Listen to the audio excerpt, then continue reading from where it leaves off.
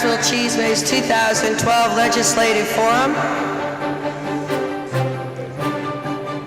To begin this evening, we'd like Pastor Brad Burke from Embassy of the Spirit Church to give us our invocation.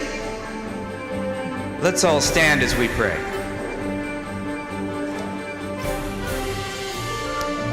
Father God, we thank you so much for this great nation that we're blessed to be a part of. Lord, we thank you for the Cheezmeh group, and we ask you to lead and guide them as they go ahead and inform the voters. Lord, we ask you to bless each of the candidates. Help each of them to run their campaigns in a way that will be a blessing to you and a blessing to this nation. Lord, help each of us here to respect each other tonight, and help each of us to especially honor those that have put themselves out there to run for office. In the name of Jesus Christ, amen. Thank you, Pastor Brad. Brownsville Cheezmeh is proud to present their 2012 Legislative Forum. We're going to start this evening with the state representative candidates, and I present to you Mr. Alex Dominguez.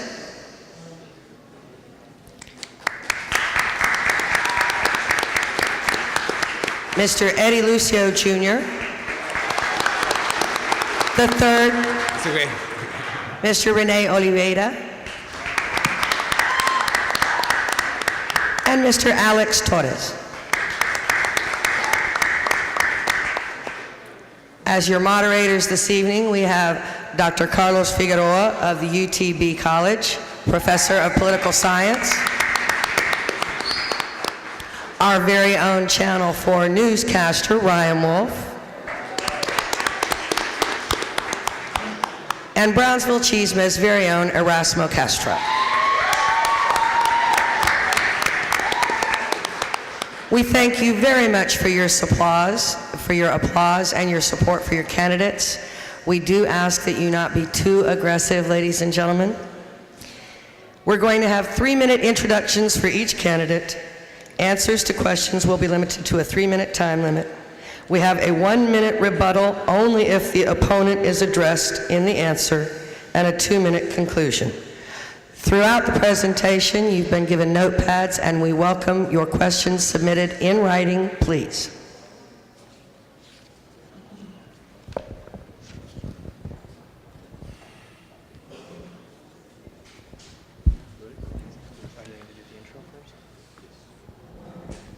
Well, let me just say something really quickly on behalf of Action 4 News. Thank you so much for coming out here. I can tell you that we are all here because we believe in the democratic process, and to those serving or those wanting to serve, hats off to you, because oftentimes, as you know, it can be a thankless job. So thank you for your commitment to public service, and of course, we wish you the best. Want to say something? No, I want to thank everyone, especially my students as well, who are participating for extra credit, right, to see the candidates, but it's also important for the community to engage in these kinds of events. So I want to thank and give a round of applause again to the organizers. And for those of you who have come out, you're missing your TV late night lineup, which is fine, but this is very important for Brownsville, and welcome. God bless the DVR, so we're all okay. All right, I think we're going to get started with the introductions. We'll have Alex Dominguez start off with your introduction. Opening remarks. Thank you and good evening, everyone. My name is Alex Dominguez. I'm an attorney here in Brownsville. I've been practicing here since I left the district attorney's office in my private practice. And if someone can't hear me, just raise your hand and I'll try to speak a little bit louder. I'm fighting a cold right now. The reason why I'm running to be state representative is, to be honest with you, I love this state and I love this district. I come from a very, very modest home. I did not come from a family of means, and I know what it's like to struggle. Knowing that, I have a deep interest, not just in helping people, but in sincerely promoting education. I used to be a teacher for 3 years. I know what it's like to be in a classroom, having to purchase supplies for students who couldn't afford them. I also know what it's like to be a public servant, being a teacher, helping out, volunteering at various events, mostly at schools, and also being a prosecutor, where, as many of you know, attorneys in the district attorney's office don't make a whole lot of money, but they do it because they believe in one thing: they believe in justice. And that's what I think this district really needs to promote. It needs to promote justice. And by that I mean all sorts of justice: social justice, economic justice, and education justice. A recent report has come out showing that there are not enough people in this district, namely Cameron County, that don't have a high school diploma. We know that the last legislature drastically cut the funds. We've heard about teachers losing their jobs, classrooms expanding, resources being diminished. If you elect me, you will have my attention, you'll have my passion, you'll have my energy. I think that's what this position needs. With respect to my opponent, sometimes we need a little bit of a change. We need some new blood, some vibrancy, some energy, and that's what I can bring for you. I believe in being honest and transparent, being able to listen to you and to your needs. If you believe that it's time for energy, for some new blood, some new change, then please make sure you come out to vote on May 29th. Bring your friends, bring your neighbors, and I'll see you there. Thank you. Thank you so much. We'll turn over the opening remarks to Eddie Lucio III. Thank you, Mr. Wolf, and I want to first say congratulations to Brownsville Cheezmeh.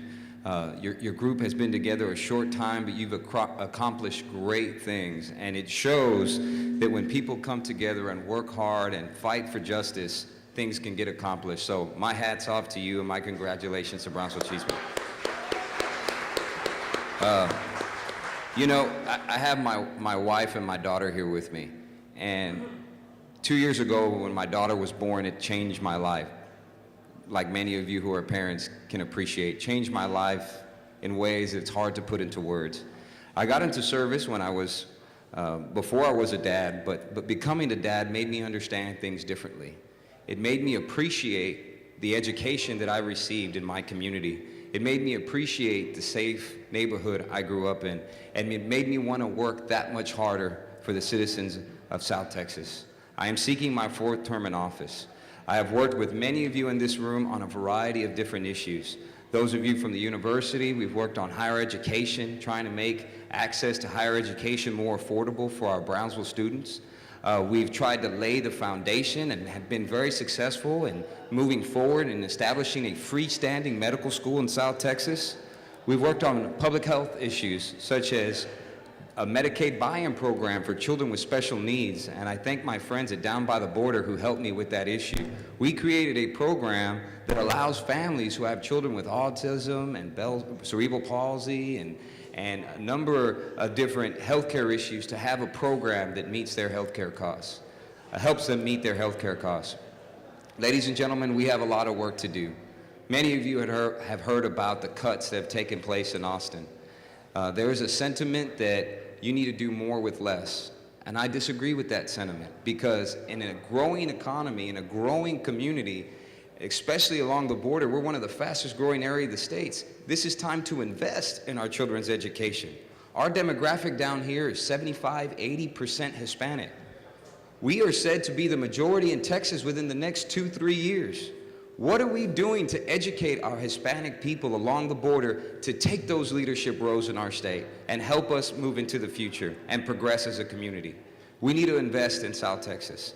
We are fighting to do that.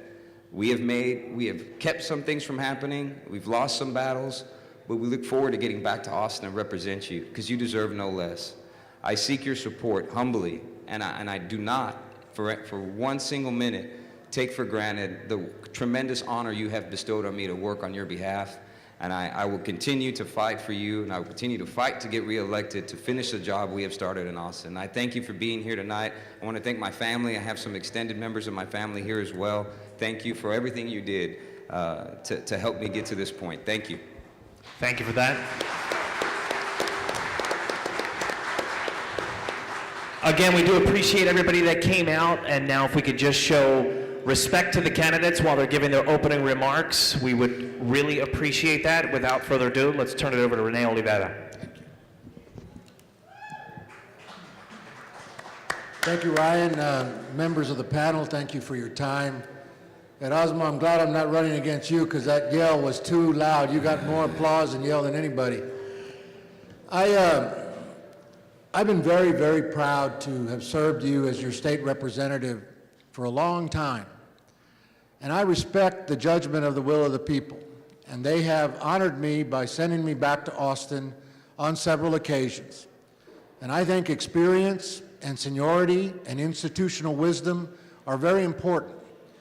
I have authored and sponsored several hundred major pieces of legislation, several hundred pieces of legislation to help our community to create jobs, to fight for our teachers and for education, to fight for our friends in labor unions who deserve to have collective bargaining in Cameron County, and to do things that I'm just very proud of. I'm going to talk about some more of that later as we go through the questions, but I wanted to share that with you. I was born and raised in Brownsville. I didn't just move here a few years ago.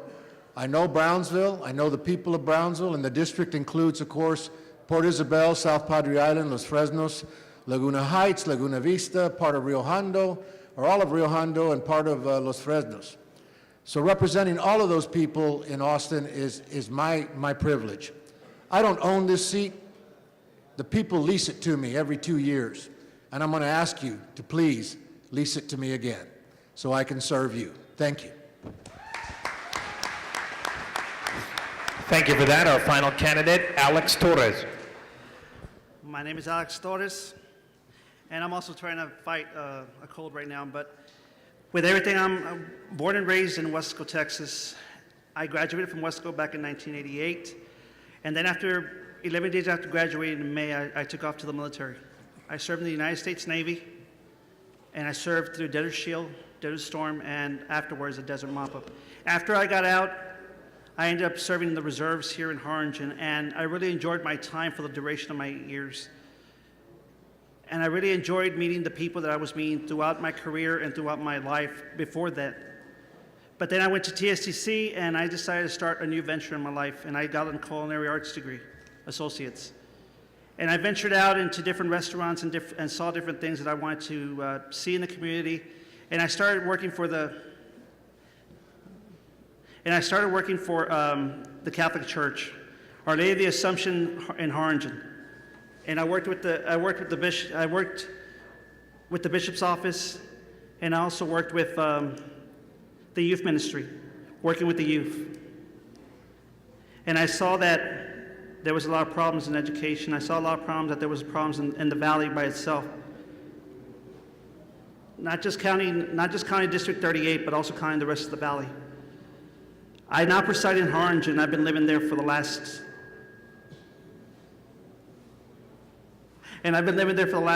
20 years.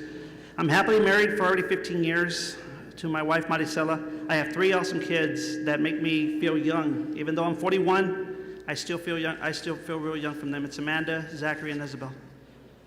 They're the greatest gifts that I could get, and I saw that they're in education. They're growing up in an education system that is failing, an education system that is not going anywhere. And then I see that our health system, CHIPS, the CHIP insurance, it went from an affordable insurance, it went to you're overpaid to get that insurance now. So my wife and I, she works at STC as a computer information analyst, and I work in my own catering company, A&M Home Cooking. And we've been striving to do better for our kids. And when it comes to education afterwards, higher education, I highly recommend the military, yes, but I also want to fix things. I want to see things like at UTB, at TSCC, that professors are charging close to $300 for a book that they never open, where we pay very little money in other parts of the state for education, but then we end up paying twice as much here at UTB, TSC. My job that I want to do, I want to go to Austin. I want to help the people. I'm for the people. And thank you. Okay, that concludes the candidate introduction period. We're now going to turn it over to questions that were formulated from people in the community via social media.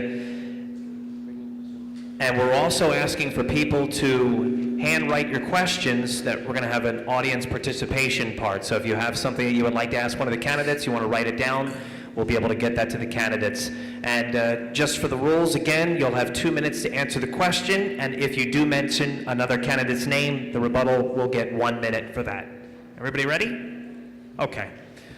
We'll start then with this, and it goes to Alex Dominguez. Alex, the question for you is kind of a two-part question. We want to know, how will you represent citizens, including traditionally marginalized members of our community? For example, the homeless, the poor, those with mental or physical disabilities. And if you were elected by the voters, what about representing the interests of those without proper documentation in our state? Well, I couldn't quite hear most of your question. I do believe I get the gist. How would we be able to represent marginalized residents of this area, correct? A striking statistic is that about 1 out of every 6 homeless person in this country is a veteran, which lets us know that at some point, both the state, federal, and even local government are not taking care of our veterans.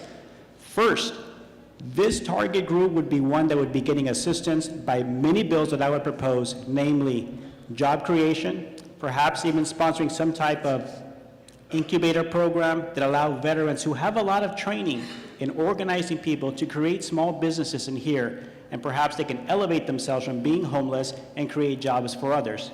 Secondly, create better healthcare system for them so that they, if they suffer from any kind of mental illness, are able to treat these problems. Secondly, to the rest of the homeless that are not veterans, we'd be targeting ways to find out, why are they homeless? Are they homeless because they're transient? We've noted that during winter, we have quite a few panhandlers here in Brownsville and Harlingen. We see them, but once it gets warm, they're gone. That lets us know that they're moving from region to region, and perhaps it's not a target area that we need to devote a great deal of resources for, because they're going to be moving from place to place. So the ones that we need to be looking for are those that need housing assistance, namely young parents. And this is a problem in this community, not because the youth are a problem, but rather many of them are finding it difficult to find jobs, and that's the key. For too long in this community, we have been having a lack of jobs. Since 1997, the census has indicated that we've had a consistent unemployment rate hovering between 11 and 12%. Even today, it's over 11%. Clearly, those who have been in charge in the past have not taken care of this problem. We need to drive more jobs to this area. We have areas in tourism, manufacturing. We have a great port just a few miles down the road. We need to find ways to bring jobs here to take care of them. Thank you so much. Eddie Lucio, same question for you. Do you want me to repeat it, or are you good?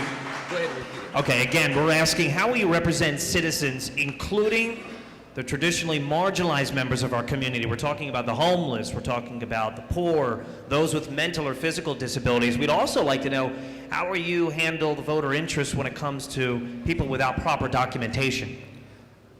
Well, thank you. First, I'd like to say how disappointed I am that undocumented immigrants have been treated like a political football and so mistreated in the media. You have the Lou Dobbs of the world that point to them as being the root of our problems in our country. The immigrants that I grew up from, that were all immigrants, by the way, number one. Number two, the immigrants I grew up around were here to create a better life for their family and opportunities. I believe we need comprehensive immigration reform, and we need to stop doing things like trying to scare them into hiding. We need to bring them, register them, put them on the road to getting citizenship, to getting naturalized. Do things like support the DREAM Act, which will allow them an opportunity. Some kids are brought here so young, they have no choice in the matter. They're brought to this country, they're put in public schools, we invest in their education, thousands, hundreds of thousands of dollars to get them from pre-K through their senior year in high school. But then we say, we are going to create roadblocks after all that investment for you to go to college. Does that make any sense? To me, it does not. When it comes to the special needs community, I've worked tirelessly to try to create healthcare programs that are specially tailored for their needs, that are affordable for them. For any of you in this room who has a family member with special needs, Your healthcare costs are entirely different than if your child does not have that situation. I want to congratulate down by the border, Sergio and Sarate and his family for all that they have done for children with special needs. There are things that we just need to educate the community on. For example, kids with autism, they don't have the visual cues for us to look at like a person who has Down syndrome. So a 14, 15-year-old boy is walking home from school. He's autistic, depending where on the spectrum he is. And a police officer may stop him. Well, he's not going to respond the same way another 14 or 15-year-old would. So that creates problems. We have to educate. And let me just say this. The most important thing I think we need to do is transition children with special needs into the community by creating opportunities for education and employment beyond high school. Thank you for that. We'll turn it over now to Renee Olivera. Would you like me to repeat the question, or are you ready? I think I've got it. Thank you, Ryan. I think it's an excellent question, and let me try to raise this because I'm a little taller than.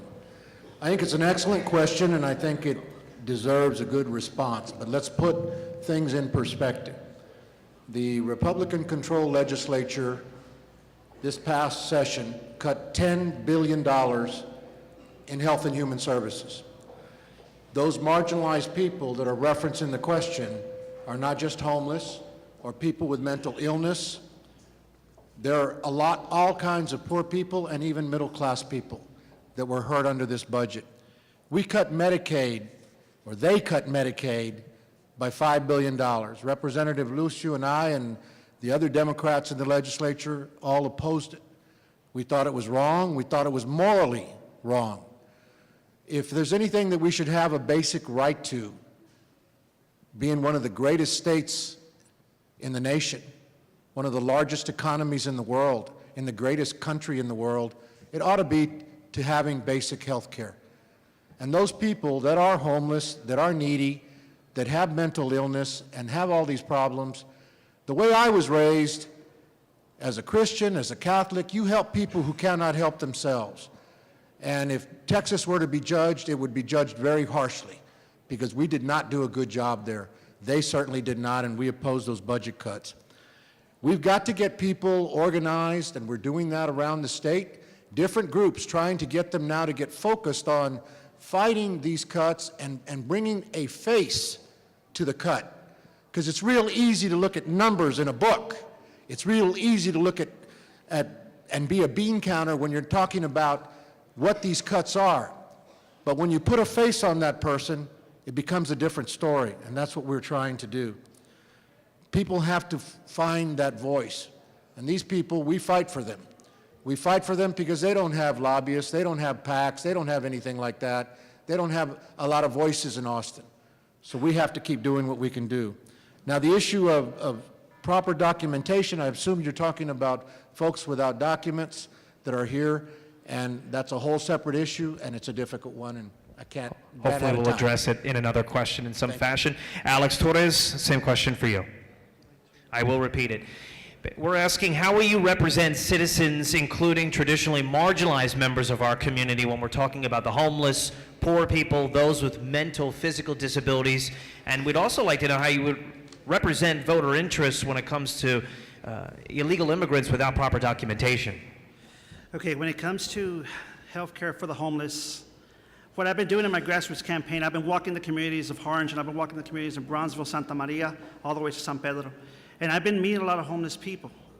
I've gone to Los and Fishes in Orange, and even the ones, and I've talked to them.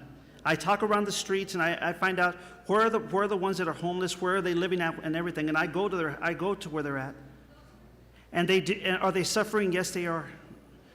One man, last week, he passed away. He passed away because he didn't have any health care, and he was homeless. And he was a veteran. He served in Vietnam, and he was ashamed to go and had too much pride to go to the VA clinic to get the help.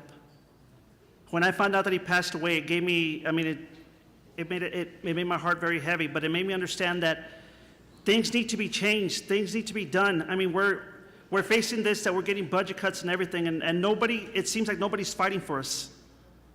Up in Austin or up in DC. We're up there, we're up all by ourselves. And we gotta find our own ways of getting health care.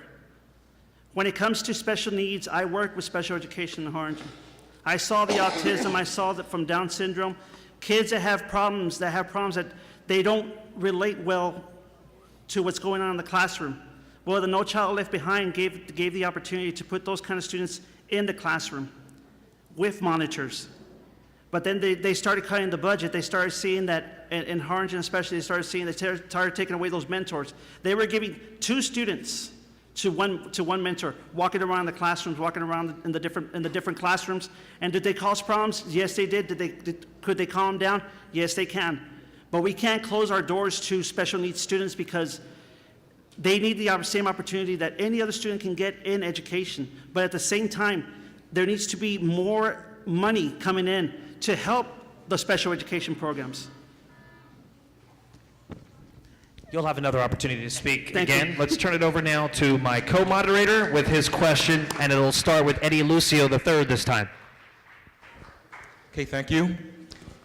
Well, my question is related to the investment in infrastructure in not only in Brownsville but in the valley. We know that we have bridges, we have highways, we have roads that are needing repair. Eddie, you mentioned the investment in education. How do you make the connection with focusing on investments in infrastructure that will create jobs, obviously, will improve the economy, but connected to what types of education that you mentioned? You mentioned education. What type of skills are needed for these types of jobs to be done? Absolutely. You know, I've previously mentioned that I have sought the advice of those who have looked at South Texas to invest in from a manufacturing standpoint, from a infrastructure growth standpoint, and I asked them, why did you choose another part of the state or another part of the country? And they said, sometimes we fail to find skilled workforce to meet our job criteria. The manufacturing jobs, what we used to think of as blue-collar jobs, are no longer those traditional jobs. They require a high level of efficiency in reading and writing, and also in technology and understanding computers. And so we, I think, need to start reaching out at a very young age to the junior high programs and start really focusing on a job creation plan that encompasses getting the attention of our young students and saying, you may not be the traditional student that's going to go to a 4-year college, it's going to be a doctor or a lawyer or whatever it is that they say you should be, but there are great jobs for you to be extremely successful and have a great living by seeking a trade. And I think we've ventured away from that. Skills and technology is one of those bipartisan efforts that has a lot of support in Austin, but that we still fall way short of what we should be funding. You mentioned infrastructure. We sometimes fail to make the connection that infrastructure leads to jobs, that leads to a better education, so on and so forth. We're one of the largest metropolitan areas in the United States without a interstate coming into our area. And how do we afford to do that? Well, ladies and gentlemen, we need to have the courage to tell our leaders in Austin that we are for an increase in our gas tax or an increase in something that will help us to afford those roads. Unfortunately, our infrastructure funding in Texas is broken. It's broken, and we're not going to get a lot of new dollars. And the federal government isn't sending much money back here. If we want to afford it, we got to say we're willing to pay for it, and pay for it in a way that makes sense. Thank you. Okay, thank you. A response from Renee Olivera, please. The issue of infrastructure is one that is very important. We have gone from having the finest highway system in the world to being, by some standards, now having a mediocre one. There were countries that would come and study our highway system back in the 80s and the early 90s, because they were most impressed with what we did with bridges and roads and how we could make our commerce flow and do the kinds of job creation and things that were wonderful for Texas. Funding has deteriorated, but there is funding available. We have 244, I believe, tax exemptions that are tax breaks and some corporate welfare that amount to $66 billion. If the people of Texas would support it, we could have gaming in Texas. We don't get to decide that, the people do. That would bring in probably $2 to $3 billion.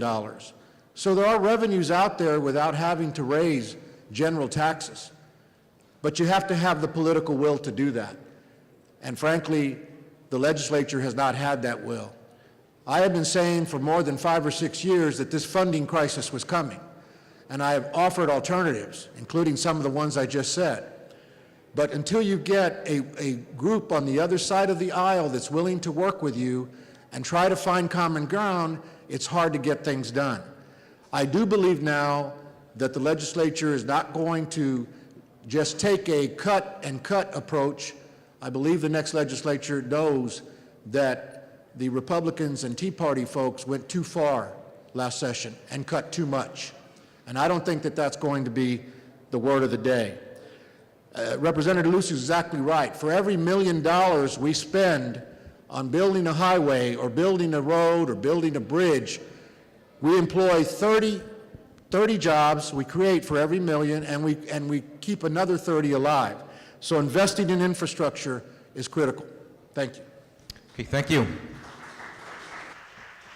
Just a quick reminder again to please respect the speaker. We're still listening to more of the back of the room than the front of the room at this point. So we appreciate that we can hear every single word that's uttered by the candidates. So now we move on to Alex Torres. It was 2 parts, right? Yes, well, the first part is basically we have an issue of an infrastructure problem in Brownsville, meaning that levees are deteriorating. We have roads that are impossible to move through or on.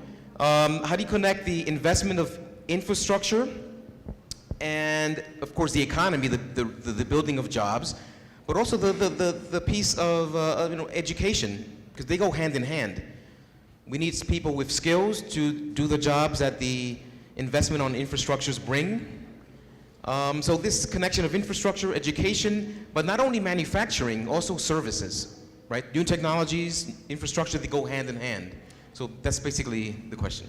Okay, somebody brought that question up to me about the structures of the streets and stuff like that here in Brownsville, and I told them, well, it's not going to pay for itself. It's going to take efforts from different people to get it done correctly and get it done right. In San Benito alone, I walked through the streets, and yes, I mean, there's people working on the streets, but they're not really fixing them. They're it's just a patch comes and a patch goes with the rain. And that's what's going on with our money. We patch something up to make it sound good, and we make it sound real good from Austin or from DC, but mostly from Austin, that we're doing a good job, that we're doing a great job with our monies, and they start doing all these different taxes and stuff. So we patch those problems up, and it doesn't get fixed. It breaks again. And with education, we have TSCC, UTB, STC, great education that these students are gaining, great skills that they're gaining at these institutions. But once they leave school, where do they go? They go to other countries, or they go upstate or up north for these jobs. Because here in the valley, all the jobs have left. The big jobs, the big companies are all gone. In Harringer, we lost a lot. Brownsville, you lost a lot. We lost a lot in Hidalgo also, that we couldn't even imagine what was happening. But all of our kids that graduate nowadays, they go somewhere else. My daughter alone says, once I graduate, Dad, I'm not going to stay, and she's only 13, I'm not going to stay here in the valley. I'm going to move on to a better job, because right here in the valley, there is nothing being offered. There's nothing being offered to them. And I understand where she's coming from. But with everything, we need to have jobs here. We need to bring companies back into the valley that can take these kids' skills and use them here in the valley and not take them somewhere else or across the border where they'll be used for something else. We lost a lot of big companies. But the streets are broken, the economy's broken, and it's something that they're just going to patch up, and nothing's going to get fixed. Thank you. Okay, thank you. Now we want to get a response from Alex Dominguez, please. Thank you. I think those of us who have driven in and through Brownsville for the past few years have realized that sometimes fixing our streets takes a little bit longer than we would like. But I wonder if anybody took notice of the construction companies that were actually in charge of these projects. Most of them were not from Brownsville. Some were from the upper part of the valley, somewhere as far away as Kingsville. Many of their trucks were rented from elsewhere. The employees, not from here, except for maybe the flagmen. So the skilled labor that was involved in fixing our streets came from somewhere else. And this happens throughout the entire state, not just locally. It lets us know that there is skilled labor out there. There is a place for people to find jobs. They just need to be trained for these jobs. Currently, we're getting ready to put in some wind farms just north of us in Willacy County. Yet most of the people that they're employing to install these wind farms aren't from the valley either. They're from Houston. Some are from as far away as California because they are trained. They don't have degrees. They do have training certificates. That's why we need to demand from schools such as UTB, TSC, TSDC, even South Texas College to train our youths to go into these fields, to learn infrastructure, not just roads and bridges, but also our electrical grid, knowing how we can provide jobs that way. Secondly, I think it's important for us to realize that whenever we register our cars, we pay a tax for our county roads and bridges. We are going to have a greater dosage of trucks coming in from Mexico that are now allowed to drive on our U.S. interstates for delivering produce, products, whatever, manufacturing products from Mexico all over the country. I think we need to start asking our congressmen to help us out here, maybe levy a small tax on them so that they can reimburse the state so we can fix our highways. Okay, thank you.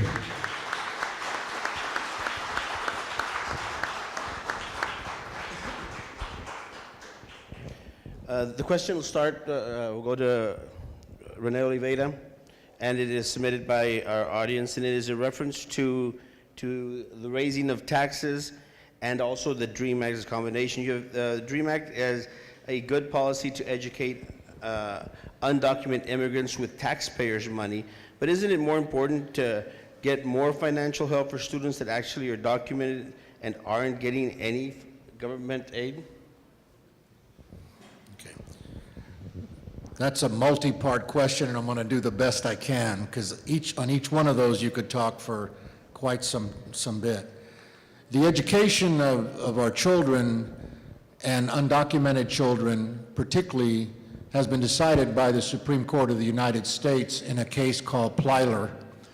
The Supreme Court decided a long time ago that undocumented children that are here have the right to an education. And so long as that is the law of the land, we are following it in Texas.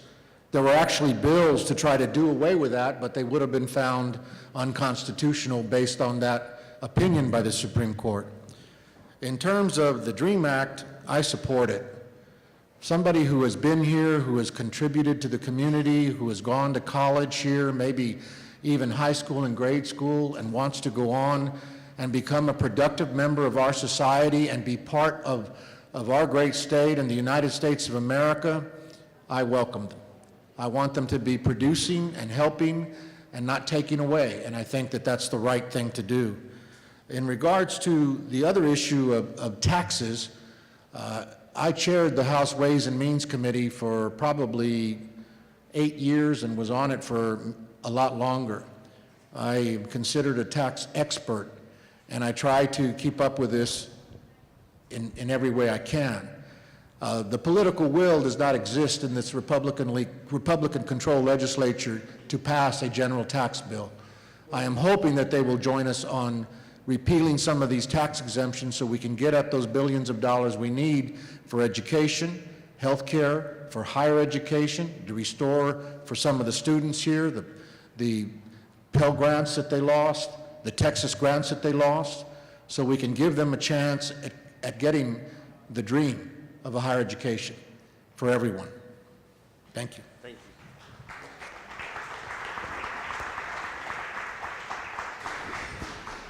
Alex Torres. Can you repeat just like the first part, please? Yes. I just want to make sure I get it. The question is geared towards the DREAM Act and if it's a good policy to continuously educate undocumented immigrants with taxpayer money, or isn't it more important to get more financial help for students that actually are documented and aren't getting any government aid? On that, the DREAM Act, it's something that I hear a lot of people talking about it, that it's a good thing, that it helps the children coming in from other countries to come here to educate themselves. But at the same sense, it's like, what about our kids here in the United States? Where's their opportunity? Financial aid doesn't pay for much. Kids coming out of the military with the GI Bill, that doesn't pay for much. Where's their opportunity? I support that we need to give our kids here that are born here, that live here in the United States, give them a better opportunity to know that they need to get their education. A lot of kids here in the States get neglected. And they don't get educated. Some of them would rather not go to school because they don't want to waste their time. Parents don't want to waste their time, or they can't send their kids to a bigger college up north, Notre Dame, for one. I met this girl that she didn't go. Why? Because they didn't have enough money to make it. But she made it there with her grades. But then some students with the DREAM Act go up there and they get the funds, which I don't see it's fair. Our kids here in the United States need that opportunity, a better opportunity. But when we start giving our monies to other countries, that's when we start falling into trouble. Because our kids aren't getting the proper education. Our kids aren't getting the proper funding. I, for one, I'm at UTB. I got loans now that I'm going to be spending for the rest of I'm going to be paying on for the rest of my life. But when we get some kids that come in here and they get my tax dollars to pay for their education, that's where I start questioning that the DREAM Act, maybe something should be changed on it. That if they get their education here, they should stay here in this country and work here in this country. But what happens nowadays? They get their education and they go back across their country, and they don't stay here to get educated. They don't do their education here. So that's what I see about that, and thank you.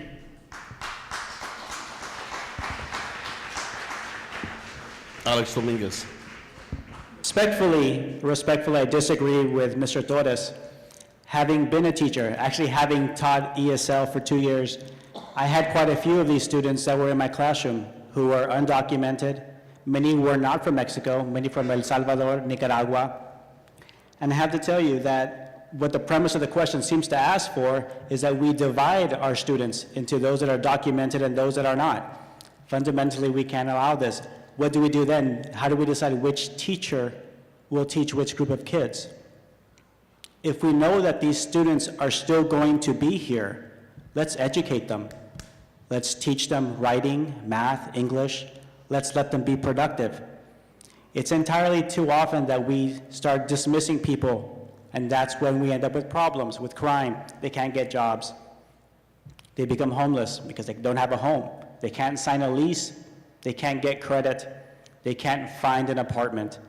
That's when we start having problems. So let's stop all that. Let's educate them, give them a chance to contribute, and hopefully this DREAM Act passes. I support it. I say we give people that pie that they can shoot for. Growing up, we heard about the American dream, and that's what they're striving for, many of them. And do they want to go back to Mexico? Really? Right now? I don't think so. I think they want to be right here, because this is where it's great, where they can be what they want to be. Let's be realistic. And as far as raising taxes, I know taxes is a dirty word. Thank you.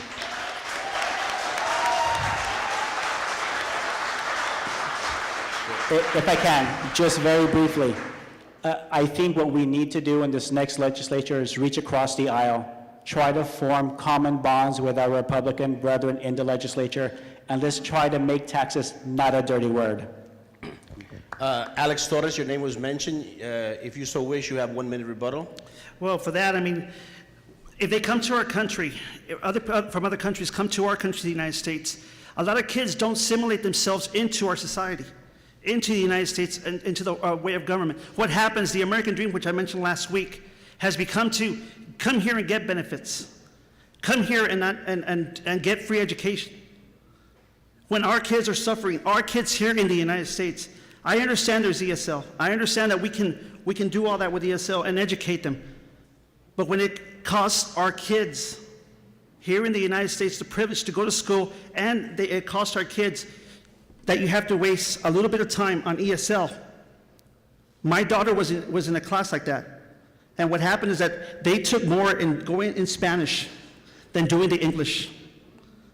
And that for me, it doesn't offend me, no, but it does hurt where my kids are suffering, and they're going to be suffering going into further higher education. Thank you. Eddie Luce III, same question. Thank you. Well, what the DREAM Act, all the DREAM Act says is that if you come here, you spend a minimum of 3 years in our public school system, graduate, you can afford in-state tuition. It doesn't give them any money. They still have to qualify from a financial aid standpoint. It just says we invested a minimum of 3 years of tax dollars in your public education. You can take advantage and afford in-state tuition. I voted for, along with all the Democrats in the House of Representatives, to minimize, if not cut at all, the Texas grants program that would have afforded hundreds of thousands of Texas families the ability to afford college. What is our alternative if we don't support the DREAM Act? We're going to have thousands upon thousands of kids who are brought to the United States who are going to get educated through tax dollars because the United States Supreme Court says we must educate them, and then say, sorry, even though we've invested all this money in you, you're on your own. You're not going to get a higher education. But let's talk about reality. Here's the reality. Any anger you have at the DREAM Act is really unnecessary, because when kids graduate from Brownsville high schools, if they're undocumented, chances are they're not going to college, regardless of the DREAM Act, because they can't get past the checkpoint. I have high school teachers come to me pleading. I have some of the best students who have been in Brownsville Independent School District since they were kindergartners. They're excellent students. We've invested hundreds of thousands of dollars in their education, and now they can't go to college. They can't leave north of Corpus. And even if they go to college here at UTB, they can't get a job because it's unlawful now to employ an undocumented immigrant. So they're stuck. They're stuck. We're wasting hundreds of thousands of dollars on their public education instead of looking at it from a realistic standpoint and say, how do we fix this problem? Thank you. Thank you.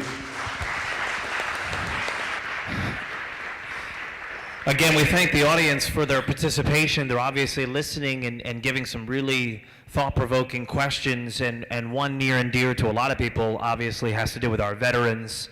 So this question is from our veterans here in the audience, and they want to know what your plans are to assist with the veteran population here in the Valley and the issues affecting them. And of course, the big question is, do you support a hospital, a true hospital here for veterans in the Valley, and what will you do to bring it here? So we'll start with Alex. The veteran issue. I'm a veteran, and I've seen that it's been a gradual climb to get a hospital. Going to San Antonio to get to the Veterans Hospital over there, it's a trip to go over there because you go over there and then you have to wait. But veterans wait over 5 months to get an appointment over there. Here at the local clinic, I went in May. I didn't get my appointment till October. Or they told me, you can sit there and we'll get you when we can. I tried that for 3 days. I got to know different veterans that were there doing the same thing I was. I support a hospital. I'm a Republican in this race. And if we go on and on the way we're doing things, it's never going to happen. The veterans here in this area are not going to get what they need. I went to take a tour of the hospital, or what they call it now, it's an outpatient clinic.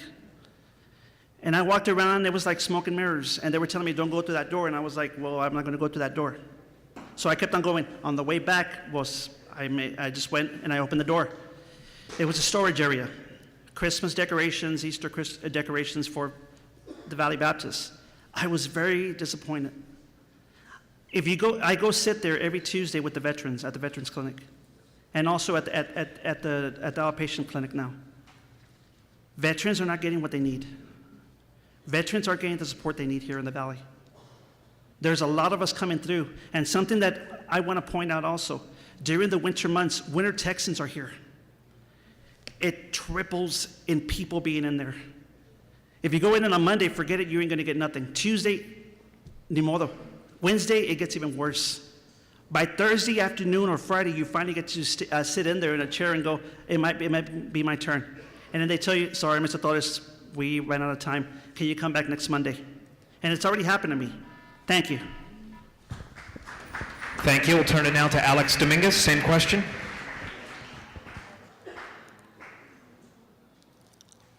The Valley is currently underserved in the healthcare area as it is. A new hospital dedicated solely to veterans would not only help them, but it would help the Valley as well. The reason why is it would take the load off some of the hospitals and clinics that care for the veterans now. What we have right now is essentially a stopgap measure to help the veterans who don't need to go to San Antonio or who need urgent care right now. And at least we have something, and we should be grateful for that. However, we should demand more. The first thing that I would do wouldn't be in Austin. It would be up in DC. I'd be talking to the next group of people that you're going to talk to here, the congressional representatives, and lobby hard for them, because the Valley produces a great number of patriots who are soldiers who have served this country, and they need to have their voices heard in DC. After that, we come back to Austin. We lobby hard in Austin to get some land purchased, most likely in the Mid-Valley, because that's central to both McAllen and to Brownsville. It also allows an easy facility for people from Kingsville and as far away as Laredo to come down if it's too far to go to San Antonio. Secondly, the reason why I push this so hard is because not only are we creating construction jobs to build a hospital here, we're creating healthcare jobs in this area. That is another growing area that people here have a chance to develop the skills they're already using. We have a lot of people going to college and community colleges to learn healthcare trades such as phlebotomy or being nurses, LVNs. This provides jobs locally that we don't have to bring in from other places. We create the jobs here, we keep the jobs here, and we help our veterans who have served our country. Thank you. Thank you for that. Mr. Eddie Lucio III. I, without hesitation, wholeheartedly support a veterans hospital in South Texas. Has been my war cry in Austin.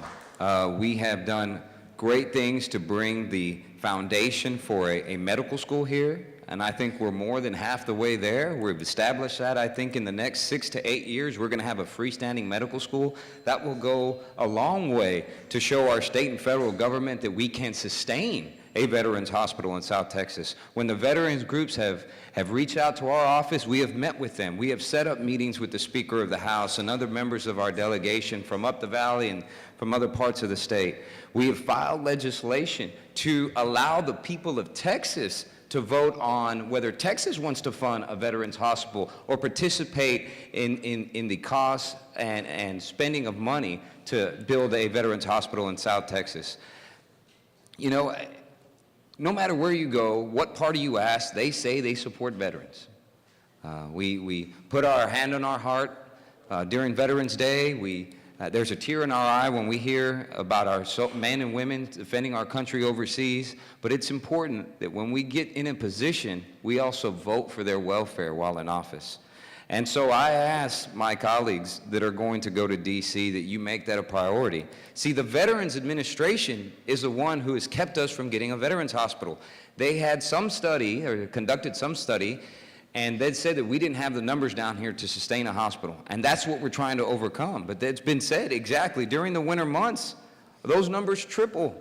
My father was a World War II veteran, a disabled American veteran. I made that trip, and my Uncle David made more trips than any other of my family members, and he's here. We made those trips to San Antonio. We did those pilgrimage. We understand what it is to wait in those lines, and we want our veterans to get the services here. Thank you.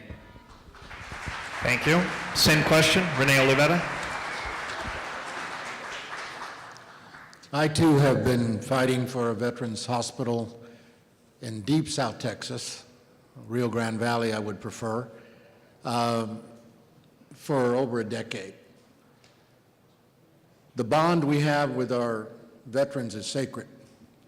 What they have sacrificed, those men and women, for us, it's something that they very much deserve, and they deserve to be treated with respect and dignity. We should not have veterans that are dying, and we have, while they are waiting to get into a hospital. We should not have veterans that have died en route to going to a hospital because it was so far away. It is something that is very shameful and very sad, and we should all be offended by it, and we shouldn't tolerate this disrespect of these men and women that have, in many instances, sacrificed so much.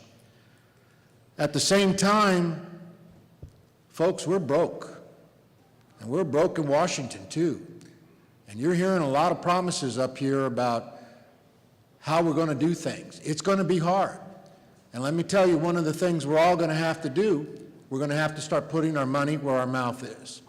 If you want more services, if you want a veterans hospital, if you want to take care of the homeless, if you want infrastructure, if you want more teachers getting better pay, if you don't want to see education cut by over $538 per child by the Republicans, then stand up with us and make it happen. Thank you.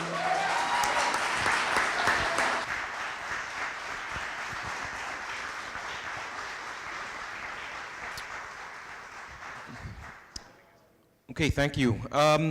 Here's a question dear to my heart, and it's basically dealing with the death penalty. So we're moving on to other issues. Here's the question in general. What does the U.S., Pakistan, Libya, and Iran have in common? Right? The answer is, obviously, we all have the death penalty. Now, if we have these so-called axis of evil type countries, and we have the U.S., of course, having this in common, forget about the moral issue. We raise the economic issue. We are broke, which was the comment that was made. So in regards to from an economic perspective, there are many studies, of course, that tell us that the average cost to maintain an inmate is $47.50 per day, according to Michelle Lyons from the Texas Department of Criminal Justice. But for a capital punishment case, it could cost up to $1 million going through the process, the system. But if you add up the $47.50 a day, meaning $17,000 per year for just life in prison, over a 40-year period, it's only less than $700,000. So, putting this in context, how do you deal with the issue of death penalty or capital punishment versus life in prison, considering the economic downfall that we are currently in? So we start off with Alex Dominguez, please. It seems this question actually has two parts to it. The first part is, how do we avoid the cost incurred by death penalty cases? My answer to that is, let's try to keep people from committing crimes by telling them that there are better ways to spend your time than killing people. Now, the reason why I bring this up is I'm a criminal defense attorney, and I tend to lecture my clients and tell them, what are you doing with your life? I don't want to see you here anymore. A lot of times we forget that we don't discourage people enough to follow the law, and that's something I wish the legislature would take up. You know, about 20 years ago, we had a campaign that said, don't mess with Texas, which really meant don't litter. I think we should do something like that for our laws. Why don't we have a big ad campaign that says, follow the law? It's the safest way to go. But now directly to the point of the economic catastrophe that death penalty cases cost, I have to remove myself. I've actually testified in a death penalty case, not as an attorney, as a regular person. And when I sat back to reflect on the case, as long as we have the Supreme Court allowing defendants to appeal to the highest level, those inmates are going to stay incarcerated, and that's where the cost keeps going up. And it's very easy for us to say, well, we should just kill them sooner. But at the same time, we have people, like we just found out up in mid-Texas, where a man was exonerated by DNA evidence that he did not commit the crime that he did. So that puts us in a quandary. We have to keep them alive until they exhaust every possible appeal because justice demands it. If it was up to me, I would support more capital life sentences. They're going to spend the rest of their life behind bars and perhaps put them in a separate facility. Currently, we have about 160,000 inmates housed by our judicial system, and we just can't afford that. Okay, thank you. Eddie Lucio. I have to give credit. As soon as I was going to give credit to my father, the mic cut out. I have to give credit to my father, the author of Life Without Parole in Texas.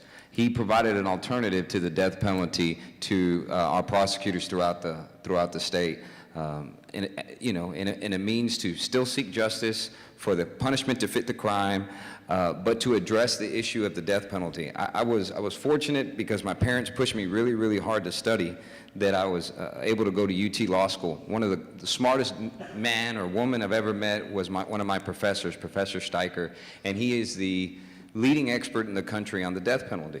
And I spent a whole year with him learning about this issue.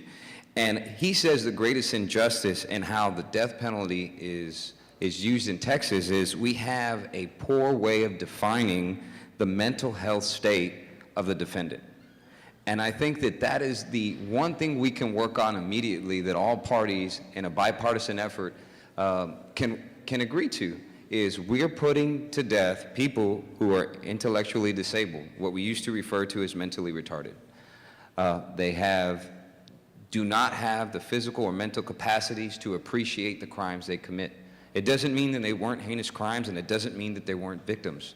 But we're putting to death, in the state of Texas, intellectually disabled people, and I think that's a major injustice. So what is the first thing that I would do to work on that issue, and we're filing legislation on that issue, is to redefine how you qualify for the death penalty from a mental health standpoint. And the second thing that was alluded to by Mr. Dominguez is it all starts with education. We still have one of the worst dropout rates anywhere. I graduated from Pace High School here in Brownsville, and my class started around 1,300. We graduated 375, and it hasn't gotten much better. I'm glad the Commissioner of Education here in Texas has said that is his #1 issue, is to address dropout rates. Thank you.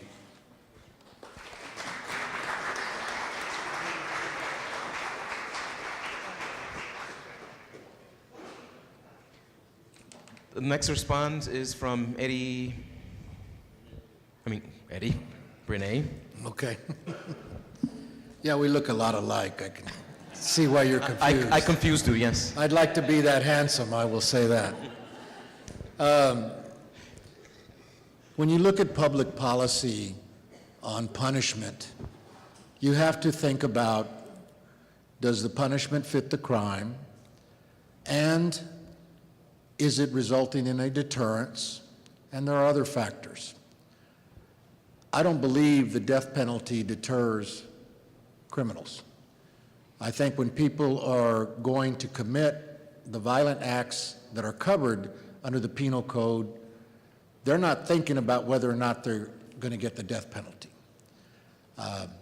They know they're going to get in trouble. They know it's wrong if they are mentally capable, but they're not going to be stopped by it. So you have to wonder, what does it do? Now, believe me, there's a part of me, like there is in probably everyone in this room, that would like to see these people sent to Devil's Island, and they'd have to live out there and fight amongst one another and try to survive, and not like the survivor shows we see on reality TV. There's a part of me that wants them to get the ultimate punishment, which is the death penalty. But it is an incredible cost, and your question appropriately prefaces that. To try a capital murder case in Cameron County, and our district attorneys have had to try a lot of them, some of it because of public outcry, some of it because of the crimes being so horrendous. But it costs more than $1 million. In some instances, it costs $2 or $3 million taxpayer dollars. So what is the solution? I'm not sure.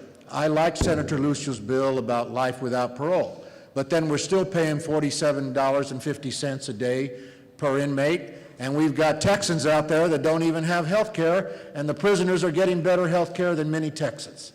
So it is a very difficult problem. It is not one that we can address in 2 minutes or resolve.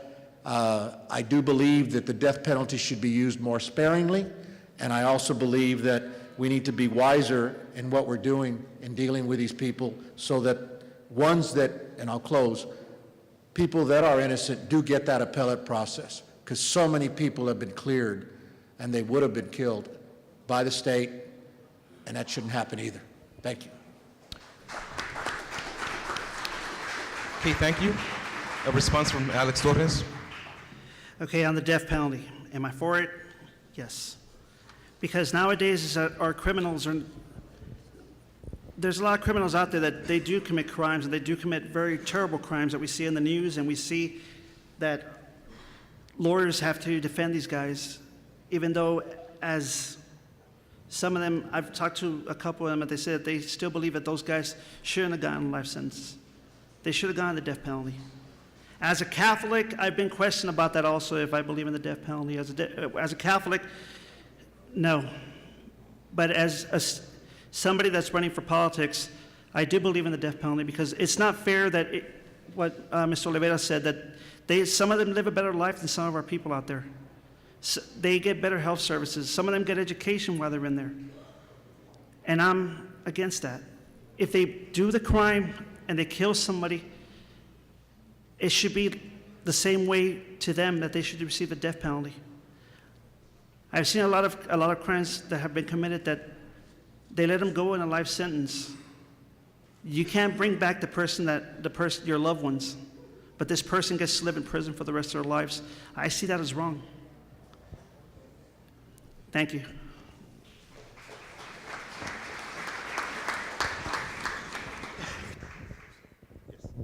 The next question is also came from our audience, and it's in reference to taxes, making the mention of Interstate 69, also gasoline taxes.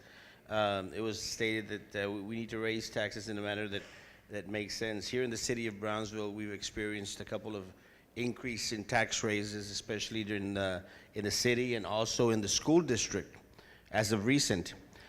Can you expand on the raising of taxes in a way that makes sense? Well, first of all, what I saw in Austin, I served on the Appropriations Committee, so I got into the weeds like Representative Oliveira has several times, is that we raise taxes for a certain purpose and then don't spend them on that purpose. So we say, oh, we're going to raise taxes, and I'll just use you an example, to have light in commercial buildings. And we're going to do that and say that we're raising those taxes to fix our streets. And then what happens? Instead of fixing our streets, that money gets swept into the general revenue to not be spent, by the way, so we can balance our budget, because our Texas Constitution says that. And as those of us in the Democratic Party, we go up there and say, well, hold on a second. We'd said that we were going to raise this tax on this, for this certain demographic of people for a certain purpose, and we were going to dedicate it to improve something. Sometimes it's infrastructure, sometimes it's providing services for mental health, so on and so forth. But what do? We don't spend it. We put it in the general revenue to balance the budget. And I think that's the greatest injustice we do in state government. And that is something I hope in my time in Austin we can shed light on. Number one, I'm not, a tax and spend liberal by any stretch of the imagination. I'm pro-business. I believe business is the foundation of every community's quality of life. I want to attract business. I want my daughter, who's 2 years old, to be able to have an opportunity to get employed here in South Texas and see me grow old and take care of me. But in terms of how we do, we're no longer cutting the fat in Austin. We're cutting muscle. We have a growing population, and we're not spending the money to educate that population. We had $9 billion in a savings account that was supposed to be for bad times, for a rainy day, that we did not touch to offset the cuts that were happening in our state because of bad tax policy that occurred 4 or 5 years ago. And that was the greatest injustice that happened this past session.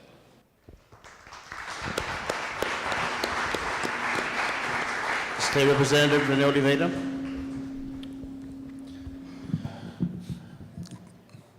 Having been very involved in tax policy of our great state, I have studied it and compared it to other states. Most industrialized states, like Texas, have a three-pronged tax: property taxes, sales taxes, and an income tax. And there will not be an income tax as long as I'm in the Texas legislature. So that leaves us with two prongs: a school property tax, or property taxes, and sales taxes. When we are doing well in our economy, our sales tax revenue is incredible. 60% of the general revenue dollars of our state comes from our sales taxes. When the economy is bad, as it has been, we went almost, I believe, 11 months with double-digit declines in our sales tax revenue, which had a part to leading to the major shortfall we had last session. And when you look at property taxes, there isn't anybody in this room that likes them. But the reality of it is that what helps fund public education. We need to do tax reform desperately. As I've mentioned already, there are over 200 and I believe 66 tax exemptions that we should be looking at. Tax breaks, some of it corporate welfare, some of them are untouchable. They really should stay. But a lot of them we should be debating and considering and get that revenue back as a continuing source of revenue to deal with our problems. Now, I have sympathy for some of the trustees I see tonight, some of the city commissioners that are here, and some school board members, because they're all in the same shoes as Representative Lucio and I, and trying to decide how do we do more with less and where do we find the revenue. Well, it's tough, particularly when you have a community that's very divided about it. But I know we need major tax reform in Texas. Thank you.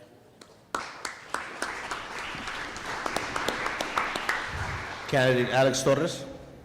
On the taxes, I've met a lot of elderly people that have told me that why am I still paying a school tax? It's not fair. I have no more kids in there. And me dicen, me siento mal, Alex, porque estoy pagando muchas taxas en la escuela y también en la propiedad. And I was like, I understand where you're coming from. I pay school taxes and I pay my property taxes just like everybody else. Sometimes we have to come up with that money somehow with an escrow account, and that's something that we see that an escrow account does work because we save up that money and we do use it at the end of the year to balance our budgets in our households. Why hasn't the government, or in Austin itself, why haven't they done something like that?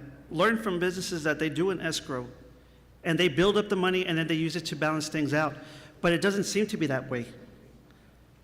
It doesn't seem to be that way. And with everything, I see myself that I do want to help the communities where it comes to the taxes on the streets, the city. In Harlingen alone, they're doing different things with the taxes, and they're doing a good job. But at the same sense, they're not. They have a lot of problems. Every city has problems when it comes to taxes. But one thing I do want to help when it comes to taxes is the elderly. That is my main primary objective that I'm studying on right now, that I'm doing a grassroots campaign, because I mean a lot of them, they're paying too much taxes on a fixed income. And we need to fix that. We need to fix, as people get older, we need to fix the taxes where it helps the people, not defeat the people. Thank you. Thank you. Candidate Islamic. Could you repeat the question again, please? Yes, here in the city of Brownsville, we've experienced tax increases in the city level and also at the school district level. The reference was made to Interstate 69 and also gasoline tax and the need to raise taxes in a manner that makes sense. Can you expand on raising taxes in a manner that makes sense? But was the first part tax testing or taxes? Taxes. Okay. Sorry. Believe it or not, we actually pay some of the lowest gas prices in the entire country in the Valley. I know this because I have a tendency to talk to my brother who's a teacher in California, and he's always telling me, you guys have it so good down there, I pay over $5 a gallon. That being said, none of us is very happy. I don't know if you recall about 4 years ago when gas prices got so high that some of us were thinking about, well, do I really need to be driving right now? I remember quite a few of my friends got into carpooling. I actually ended up buying a more fuel-efficient vehicle just because of that. I was driving all over the valley going to various courts, and I used to be an ad litem at the Rio Grande State Hospital, and I was putting about 300 miles on my car every week. With my SUV, I was getting about 14 miles to the gallon, so I was very conscious of that. I'll tell you this, despite gas prices going up, our natural gas prices in Texas have been going down, yet revenues have been skyrocketing. I know the Republicans in Austin are not going to want to increase taxes across the board, but I think tapping into the natural gas revenues that have been exploding allows us, even if it's just a very small percentage, to bring revenue in. We can target where that money is going to go. It could go directly into schools. I agree with Mr. Lucio, we should not put that into the general fund because after that, it's lost. I think what we also need to be looking at is more fuel-efficient vehicles and lobbying our federal government to give us tax breaks. If you have a flex fuel vehicle, if you have a clean diesel vehicle, if you're very careful, maybe if you take public transportation, you can get a discount on your taxes, a voucher. That takes place at the federal level, but that doesn't stop any of us here from lobbying for that, to try to help you in the pocketbook so we have a little bit more to help our families. Thank you. Let's give the candidates one more round of applause for that lively discussion. I hope you were informed on the various issues. We touched on an array of topics, and we thank you for your candor. We're now going to turn it over to the closing statements for each candidate. You'll have 2 minutes to wrap that up. We began with Alex Domingos, so now we're going to start with Alex Torres and work our way this way. So we'll start with you. 2 minutes, sir. Well, it's been fun what I'm doing so far. It's been meeting the people and meeting the issues that face forward. My mom and my dad, when I talked to them last night in San Antonio, and they talked to my wife because it was her birthday yesterday. But with everything, we were so happy that what we're doing now is that we're making a difference. We're giving the people a choice. And then my daughter played last night the song for me from ABBA, Take a Chance on Me. And it made me laugh because I heard the words fine, and I was like, hey, people should, that's something different. But my dad told me, mira, mijo, run your race, do better than what I did. But mijo, at the same time, I raised you well. You've done good for yourself, and now go do good for others. My life is just beginning at 41 with my children and my wife. I'm seeing that they're going to grow up, and but I want them to grow up in a better lifestyle. 150 years that we've been in the same government. It's time for a change. It's time for something better. It's time for a better opportunity for everybody, where we all can say that we made a difference because we stood up for what we believe in. I'm doing this. It's my first time around in the political arena, but I'm very happy and I'm very proud of myself because I took the extra step. I took the leap of faith. And with God, I prayed about this.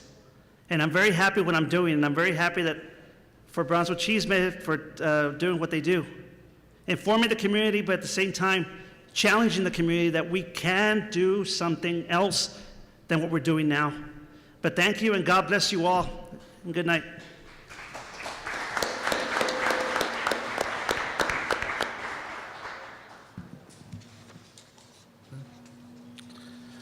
I also want to thank Cheezmeh for setting up this forum. It's a great turnout. Congratulations to you, and thank you for getting the people interested in our elections. I have served for quite a while, and I'm very proud of my service.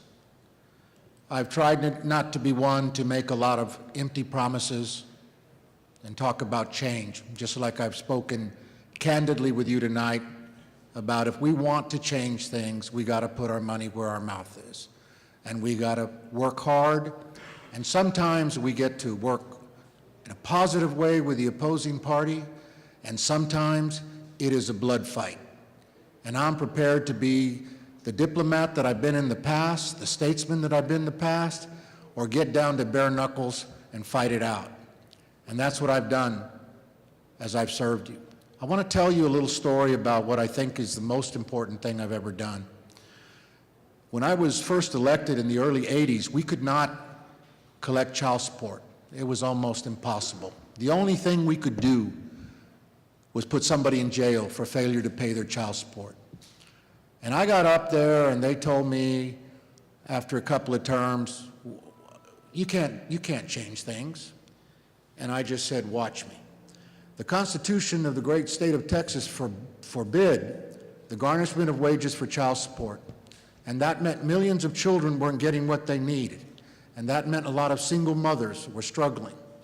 And that meant that some guy probably got thrown in jail and stayed there at the taxpayer's expense. Well, I authored and passed a constitutional amendment amending the Constitution to allow for the collection of child support. I went all over the great state of our great state, challenging businesses and unions and everyone to please don't protect deadbeats. And now I can look at you all in the eye and say over $8 billion have been collected as a result of that legislation. I gladly lay out my record, my accomplishments, and my service for you all to judge, and I respectfully ask for your vote. And thank you, Cheezmeh, and God bless you all.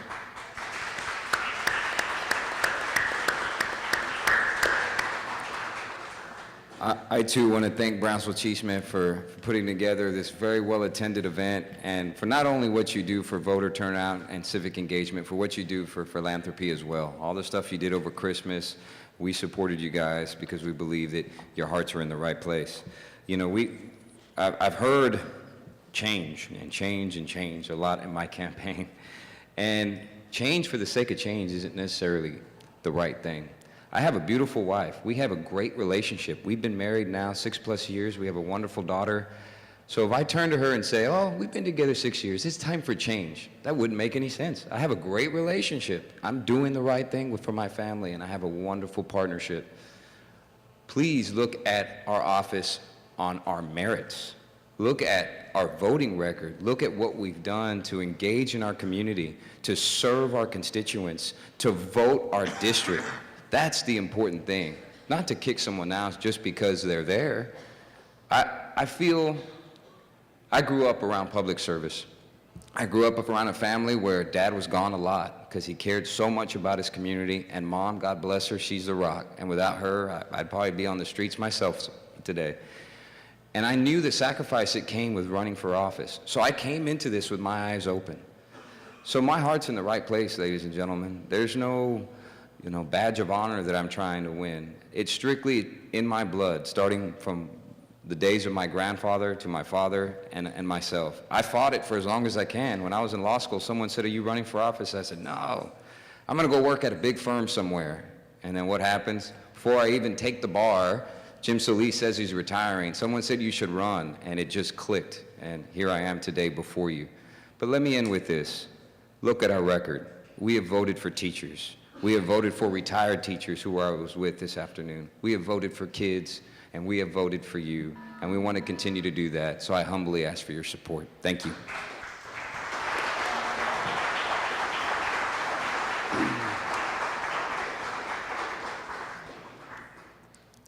And just to clear up something, I'm not running against Eddie Lucio. He's in a whole other district. He represents West Brownsville all the way down to Harlingen. My opponent, Mr. Oliveira, lots of respect for the good things that he has done for this district. My request to you is listen to us, our new ideas, our energy. You've noticed that I'm very studious. I research. I used to be a lawyer. Well, I am a lawyer, actually. I used to be a teacher. And I learned the skills of what it takes to help people learn, how to help them develop their own skills, how to progress. If you care about education, doesn't it make sense to vote an educator into office? I believe that 28 years has been a great run for Mr. Oliveira, and respectfully, I'm asking you to think about voting for somebody else, and that other person is myself. This last legislature, he authored 27 bills.